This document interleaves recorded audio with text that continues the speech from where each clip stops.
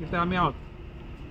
आता सकाळी 11 पासून आतापर्यंत तुम्ही बघितले अनेक शेवटच्या माणसाला साथ घालून मी निघालो आणि त्याच्यामध्ये आनंद आहे की माझ्या लक्षात आहे की सगळे जवळजवळ 90% कामं ही मॅनमेड आहेत.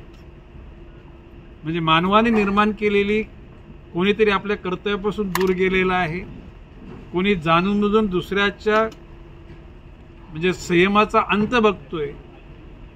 तो का बघतोय मला माहित नाही. कोणाला आर्थिक लाभ पाहिजे असेल, कोणाला तरी म्हणजे दुसऱ्यांना टॉर्चर करून स्वतःचं महात्म्य मोठं करायचं असेल. पण माझं म्हणणं आहे की हे चांगलं नाही. आणि आज मेजॉरिटी अधिकारी आज राहिले. आता सुनील पवार साहेब, भुजबळ साहेब सकाळपासून माझ्याबरोबर राहतात आणि सगळे आमचे फॉरेस्टचे रेपाल अनेक राजाले आमची ओएसडी. आता अजून आम्ही फ्रेश आहोत ना, काय थकलोय भागलोय.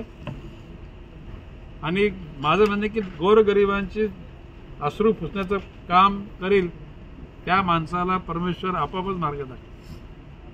पाऊस राज्यभरात पाऊस मोठ्या प्रमाणात पडतो, पालघर म्हणा किंवा नवी मुंबई म्हणा. मी आज माननीय महापालिका आयुक्त कैलास शिंदे साहेबांना सांगितलं, सगळ्या यंत्रणा अलर्ट करा. वॉर्डमध्ये आपले अधिकाऱ्यांना गाड्या घेऊन फिरवा. म्हणजे सखल भाग असेल तर उंच टायरच्या गाड्या. माननीय पोलीस आयुक्त महोदयांशी सुद्धा मी बोललो आणि त्यांना पण सांगितलं की सगळ्या पोलीस यंत्रणा तुम्ही अलर्ट ठेवा. आणि म्हटलं आम्ही 24 तासात अलर्ट. सुदैवानं नवी मुंबई महापालिका क्षेत्रातली महापालिकेची यंत्रणा सुद्धा बरे काही उडदामाची कालेगोरे असतातच, काही अपवाद 100% चांगले लोक असू शकत नाही, म्हणजे ते अपेक्षा पण आहे. पोलीस यंत्रणा सुद्धा आणि सगळे प्रशासक यंत्रणा आज म्हणजे हाक मारली तर कुठल्या डिपार्टमेंटचा अधिकारी नाही असं नाही झालं. किंबहुना लीड बँक असते आपल्या महाराष्ट्र म्हणजे बँक ऑफ महाराष्ट्र ही आपल्या जिल्ह्याची लीड बँक आहे. आणि पुढच्या वेळेला ते म्हणजे लोकांना कर्ज घेतले रिक्षा करता, टेम्पो करता किंवा मुलाच्या शिक्षणाकरता आणि ते नाही फेडू शकते, रिस्ट्रक्चर करणं किंवा काही लोकांना लोन मिळवून देण्यासाठी प्रयत्न करणं. आणि अधिकारी वर्गाने आज टेलिफोनवर सुद्धा बऱ्याचशा म्हणजे दूरदूरच्या म्हणजे साताऱ्याला, कोल्हापूरला, रायगडमध्ये, पालघरमध्ये फोनवर बोललो सुद्धा. त्या सगळ्या अधिकाऱ्यांनी सकारात्मक त्या ठिकाणी रिस्पॉन्स दिला. आणि शेवटी एकमेका सहाय्य करू अवघे धरू सुपंथ.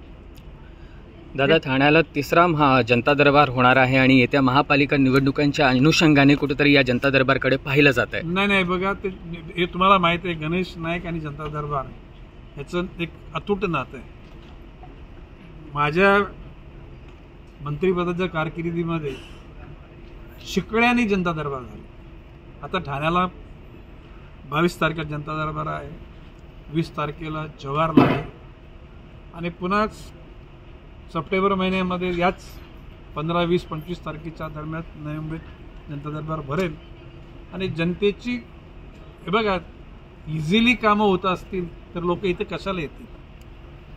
कुठेतरी टफ आहे, कुठेतरी कोणी त्यांना मुद्दाम डावलतोय किंवा त्याचा छळ करतोय आणि म्हणून ते न्याय मागण्याकरता इथे येतात.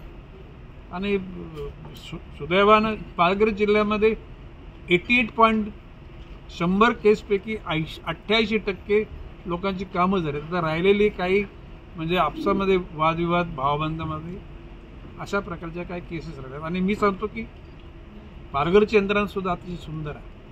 आता नवी मुंबईमध्ये सुद्धा आपले मिलिंदजी भारांबे पोलीस आयुक्त, त्यांच्या नेतृत्वाखाली सगळी पोलीस यंत्रणा, कैलासजी शिंदे यांच्या नेतृत्वाखाली महापालिका यंत्रणा. आता सकाळपासून म्हणजे 11 म्हणजे मी तर 11ला आलो, पण हे घटक अर्धा तास 15 मिनिटं तर अगोदरच आले असते. म्हणजे इतक्या मनपूर्वक लोकांची कामं करण्याकरता अधिकारी वर्ग तत्पर आहे आणि त्या गोष्टीचा मला आनंद आहे. दादा, आज एवढा मुसळधार पाऊस होता, मात्र नागरिक त्यांच्या समस्या घेऊन आपल्यापर्यंत कशाची प्रमाणात वार्ता पोहोचलेली आहे त्याच्या अपेक्षेने, याला कसं बघताय? नाही बाबाशी आहे की आता देवाच्या मंदिरात इच्छा असून सुद्धा लोकांना द्यायला कधी कधी वेळ मिळत नाही. आपल्याकडे येतात म्हणजे आपण देव नाहीये, आपण माध्यम आहोत. म्हणजे जी समस्या सॉल्व्ह करणारे किंवा क्रिएट करणारे अशा घटकांच्या अनुषंगानं जनसामान्य जो त्रस्त आहे तो इथं येतो, त्याच्यातून मार्ग काढण्याचं. आता काही लोक तर ऐकलं आम्ही आणि आलो, कोणीतरी आम्हाला सुचवलं म्हणून आलो, असं लोक बोलले. ठीक आहे, पुढे भेटत राहू. सगळ्या अधिकारी बांधवांना सुद्धा धन्यवाद आणि तुम्हा पत्रकार बांधवांना सुद्धा धन्यवाद, माझ्या सहकार्यांना सुद्धा धन्यवाद. नमस्ते. थँक्यू.